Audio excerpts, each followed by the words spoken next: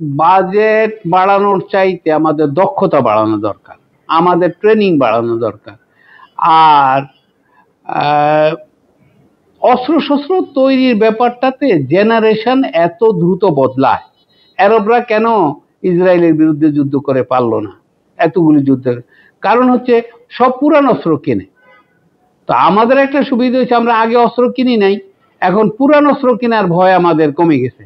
এখন সস্তায় অস্ত্র প্রকিউর করা কিভাবে যায় এইটা আমাদের দেখতে হবে। আমাদের উপহার চাইতে হবে, যে আমাদের আকাশ সীমা পাহারা দিতে হবে, আমাদেরকে উপহার দাও, তোমাদের এগুলি তো পড়ে আছে, এগুলি দিয়ে আমাদের ছেলেপেলেরা ট্রেনিং দেয়।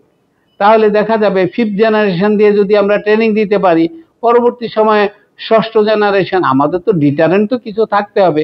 আমাদের যেহেতু আণবিক বোমা নাই, আমরা ভারতের পেটের ভিতরে আছি, তো ভারতের পেটের ভিতরে থাকাতে একটা ভুল ধারণা ভারতের, যে আমরা যেহেতু ভারতের পেটের ভিতরে তাই বলে আমরা বোধহয় তাদের জন্য নিরাপত্তা থ্রেট না, তারাই আমাদের জন্য নিরাপত্তা থ্রেট।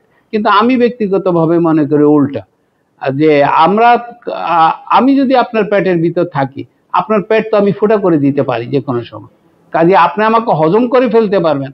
আর বাঙালি জাতিকে হজম করার ইতিহাস নাই, এই পর্যন্ত বাঙালি জাতিকে হজম করার ইতিহাস একেবারেই নাই।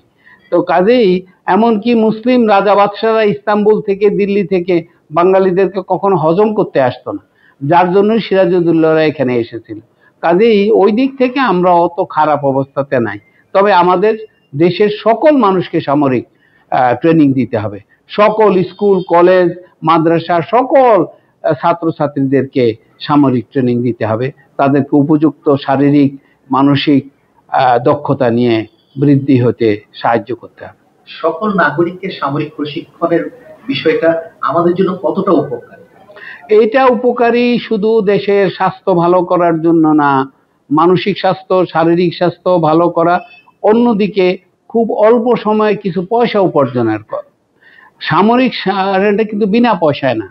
আপনার একজন স্কুল কলেজ মাদ্রাসা বা টেকনিক্যাল কলেজের ছাত্র যখন ট্রেনিং দিতে যাবে, আজকাল 1 বছরের ট্রেনিংই যথেষ্ট।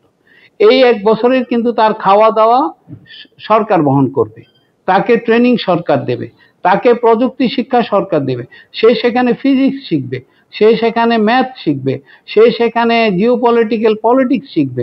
কাজে তার শিক্ষার দিক থেকে সে অগ্রসর হলো, জাতি শিক্ষিত হলো, তার শারীরিক যোগ্যতা বাড়লো, মানসিক যোগ্যতা বাড়লো।